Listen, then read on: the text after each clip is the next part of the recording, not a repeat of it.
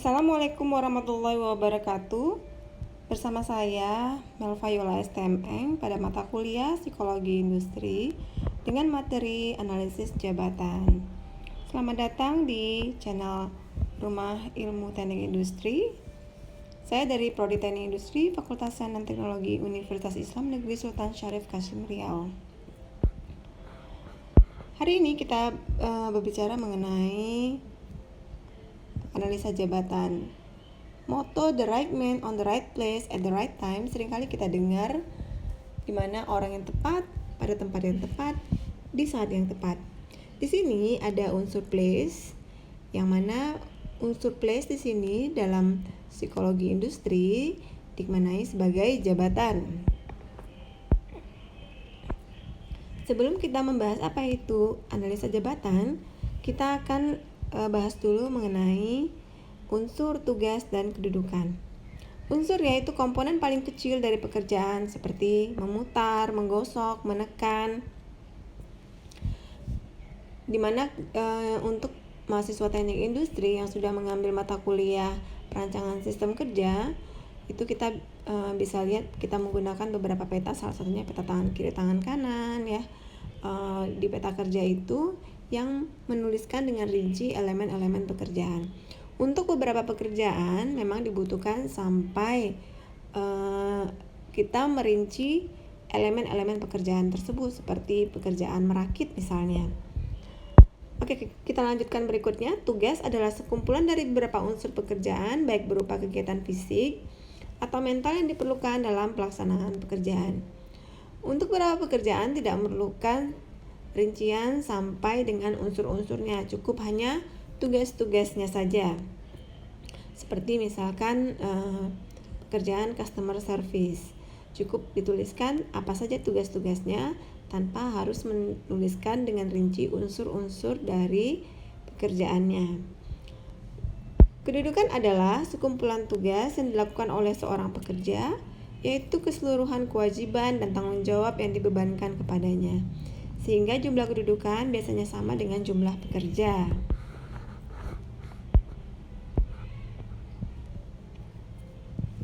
Pekerjaan yaitu sekumpulan kedudukan yang memiliki persamaan kewajiban atau tugas-tugas pokoknya, di mana di sini satu pekerjaan dapat diduduki oleh satu orang atau beberapa orang yang tersebar di berbagai tempat. Dan jabatan adalah sekumpulan pekerjaan yang berisi tugas-tugas yang sama atau berhubungan satu dengan lainnya yang pelaksanaannya meminta pengetahuan, keterampilan, dan kemampuan yang sama walaupun tersebar di berbagai tempat. Nah, permasalahannya apa yang sering terjadi dalam perusahaan, yaitu seringnya terdapat nama jabatan yang sama untuk jabatan yang mempunyai tugas berbeda-beda. Atau sebaliknya, jabatan yang berbeda tetapi memiliki tugas yang sama atau tugas yang rangkap. Hal ini akan membuat miskomunikasi antar pekerja. Contohnya, suatu perusahaan memiliki 5 orang tukang ketik, 20 operator, 8 ahli teknik. Tetapi dari ketiga jabatan tersebut tidak jelas pekerjaannya apa, sehingga pemegang jabatannya ragu apa yang harus mereka kerjakan.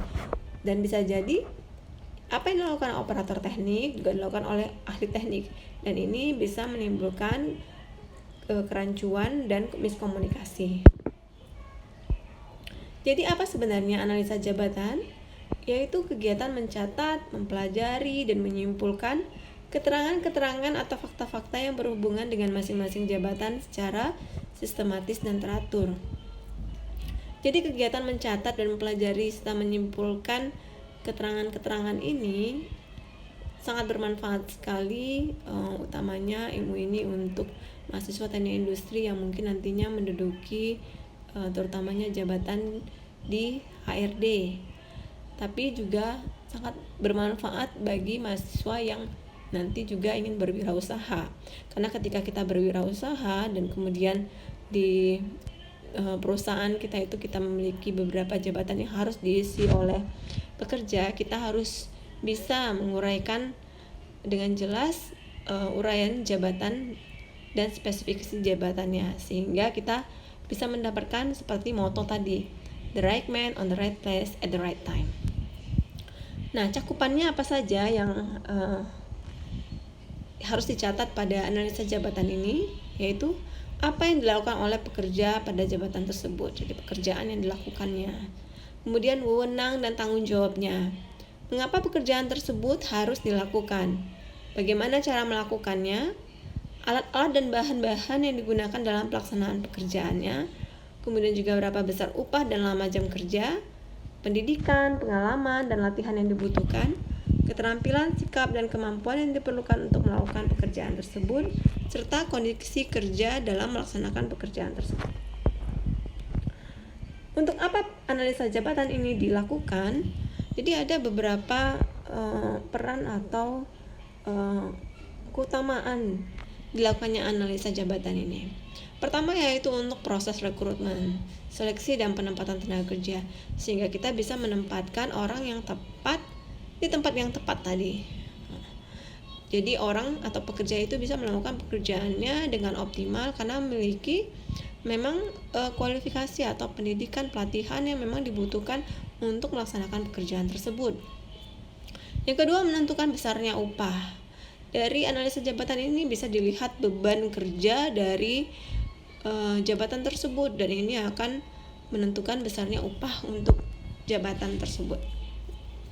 Selain itu juga untuk merancang jalur karir pekerja. Jadi dari analisa jabatan yang dilakukan pada perusahaan bisa dilihat mana kira-kira jenjang karir yang cocok, yang masih sejalan bagi si pekerja, yang dimana di situ dia masih bisa memanfaatkan keahlian atau pendidikannya untuk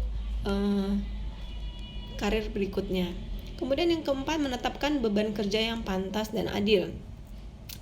Seperti yang dikatakan tadi, bahwa dengan analisa jabatan ini kita bisa menentukan beban kerja dari pekerja, sehingga jika beban itu berlebih, maka kita bisa alokasikan untuk merekrut karyawan lagi untuk mengisi posisi jabatan tersebut.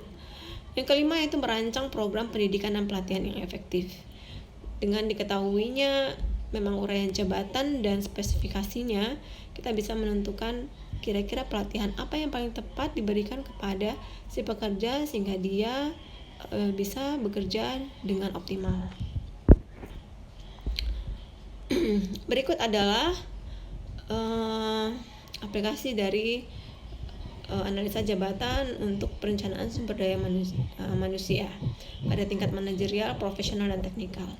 Jadi analisa jabatan ini adalah satu hal fundamental yang mesti dilakukan karena nanti akan berhubungan dengan bagaimana mendesain organisasi, kebutuhan peramalan tenaga kerja terutama, kemudian bagaimana kinerja perencanaan dan umpan baliknya, bagaimana merencanakan dan mengembangkan manajemen.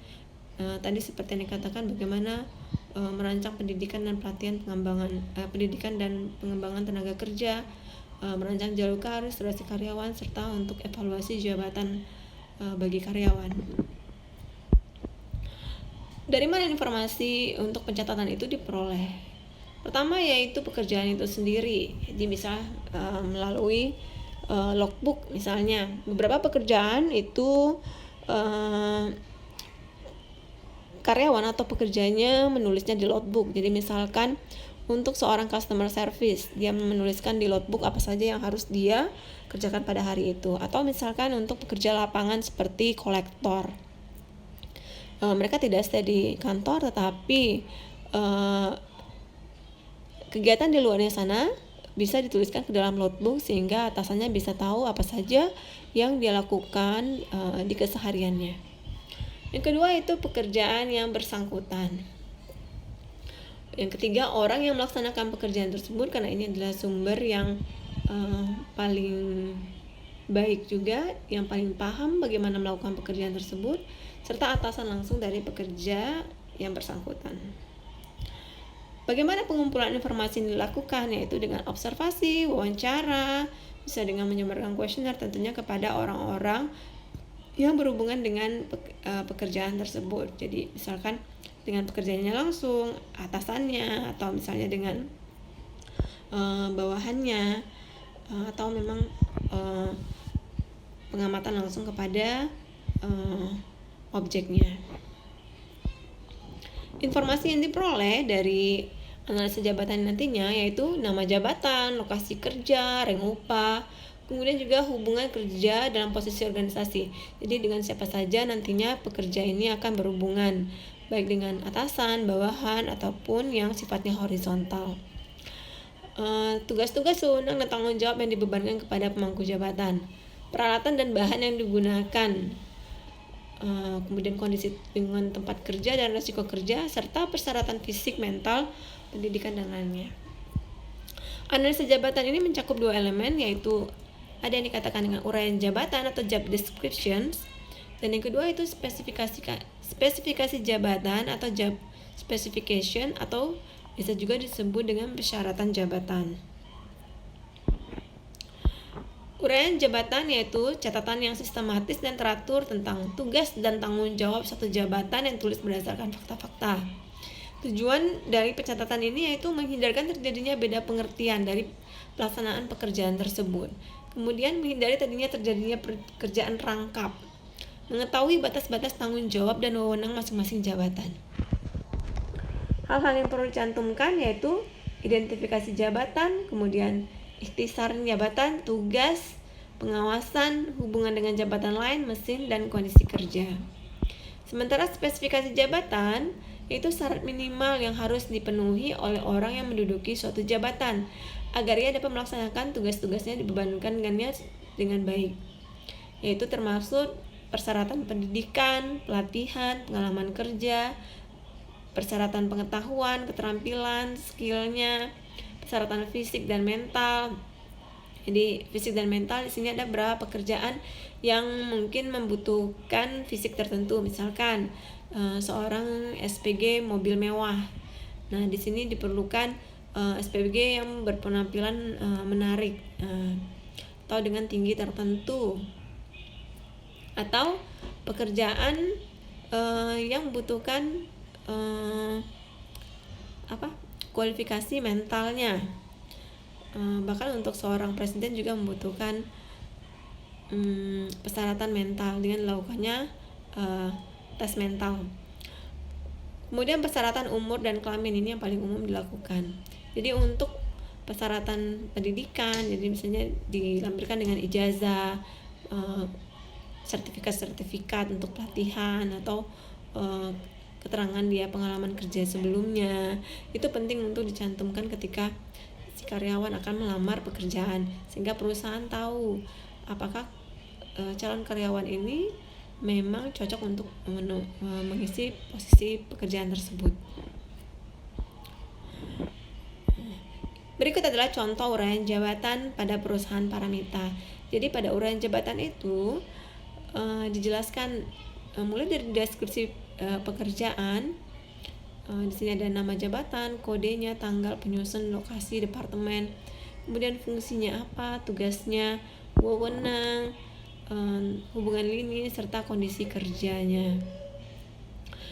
Sehingga jika ada karyawan baru yang akan menduduki posisi jabatan tersebut, dengan adanya deskripsi pekerjaan ini, itu akan sangat memudahkan karena dia tidak perlu meminta dari pekerja yang sebelumnya, karena perusahaan kan belum tentu menjamin bahwa